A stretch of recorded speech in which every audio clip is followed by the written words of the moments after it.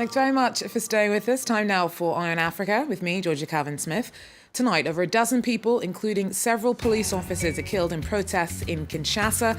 The demonstrations are sparked by angry suspicions that President Kabila is trying to push back elections in a bid to illegitimately extend his mandate. Also, the issue of student fees in South Africa once again stirs up trouble. The government has given universities the right to hike them by up to 8%. Protests have already begun. And the language of the future. Volunteers teaching students in Madagascar to code say that it's a vital life skill in an increasingly digital age, and that there'll come a time not too far away when those who don't know their HTML from their Java could be considered, well, illiterate. But first, we turn to Kinshasa, where protests over suspicions the Congolese president, Joseph Kabila, is trying to extend his mandate turned fatal on Monday. At least 17 people, including 3 policemen, were killed in clashes with security forces.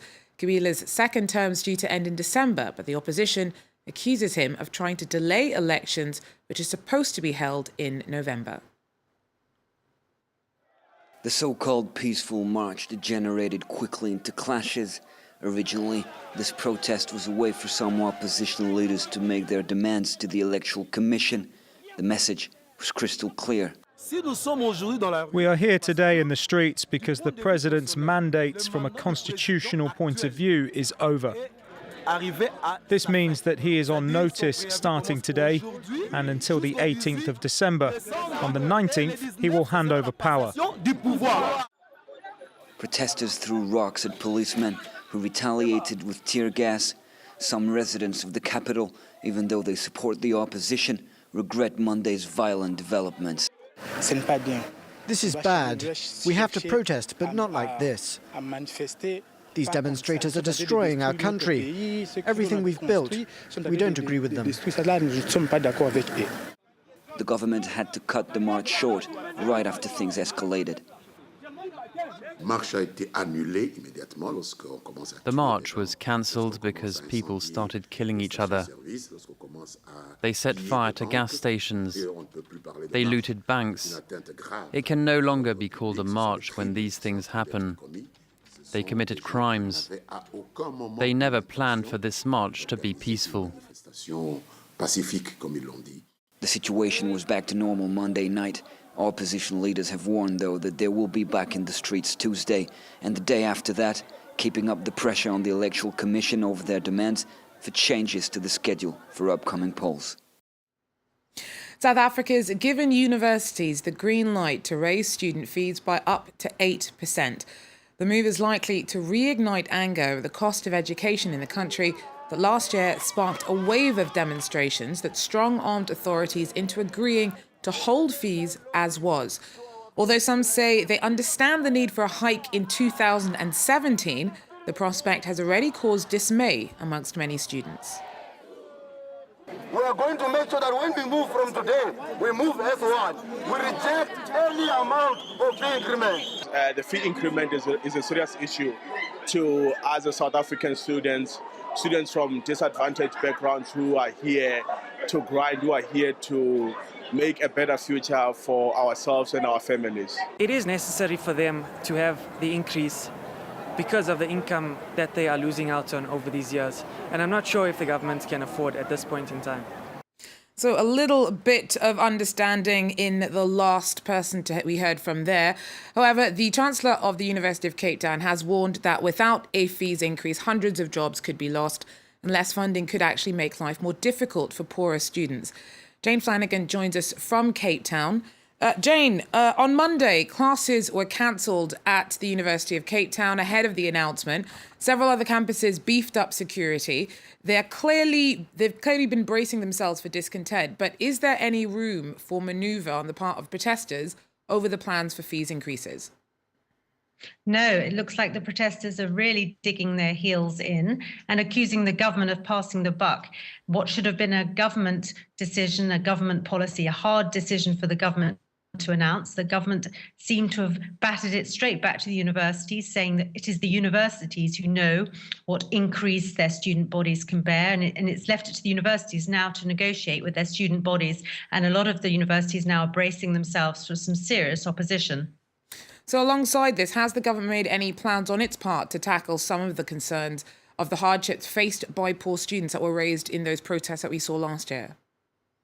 Well, because of the very, very disruptive protests we saw last year, which saw universities shutting down, examinations being delayed for months at a time, and the burning and looting on many campuses, the government froze fees this year.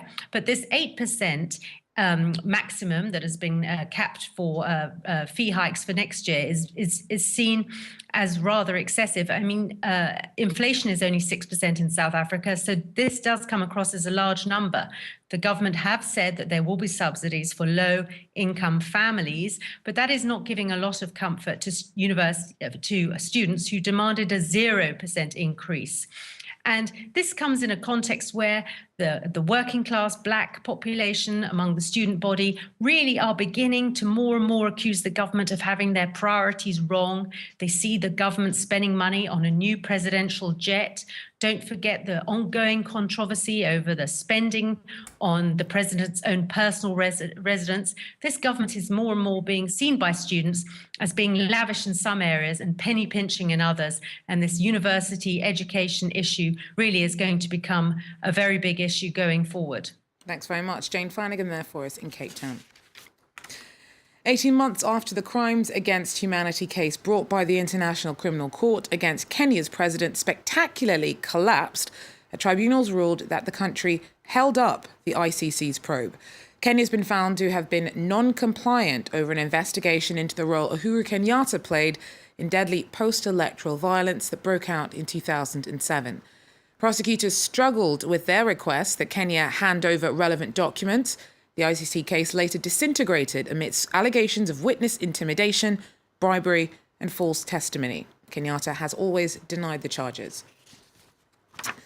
Kenya's blasted Somalia's claims that it tried to steal oil and gas reserves, calling them absurd and hurtful. The submissions were made at the International Court of Justice in a case over a maritime border dispute that could decide the fate of potentially lucrative Indian Ocean reserves.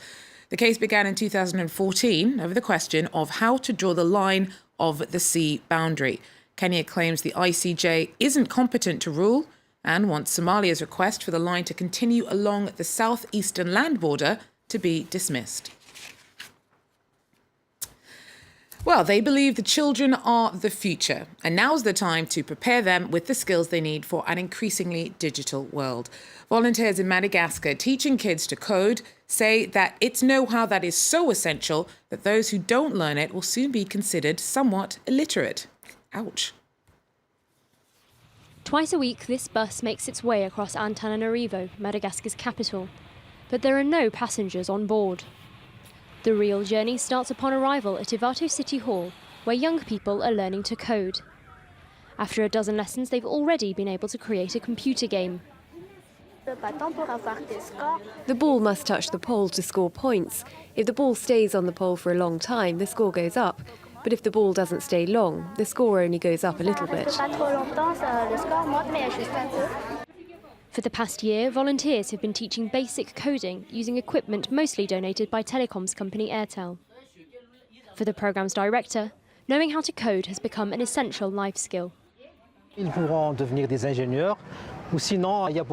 could become engineers, or if not, there are many other careers being created each year when it comes to new technologies.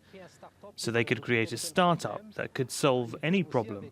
Or like us, they could also raise awareness, teach others how to code. 14-year-old Tiana sees a bright future thanks to what she's learning on the course. I don't have a computer at home, but I do go to a cyber cafe twice a week. I surf the internet, go on Facebook and play Need for Speed. When I grow up, I'd like to create something, create computer games, cartoons, and also have a computer. About 500 children from 5 of the capital's suburbs were able to attend the free course for 3 weeks. The programme's volunteers hope coding will soon become part of the country's education system laying the foundations for a new computer-savvy generation. And finally, fans of South African music star Duduza Shabalala, known more popularly as Mandoza, have been sharing their favourite songs and paying tribute to the 38-year-old. He passed away on Sunday after a long battle with cancer. Known as the king of the South African music genre of Kato, he died after battling the disease for a year. We'll leave you now with the sounds of the hip-hop Afrobeat fusion that made him his name. Thanks for watching.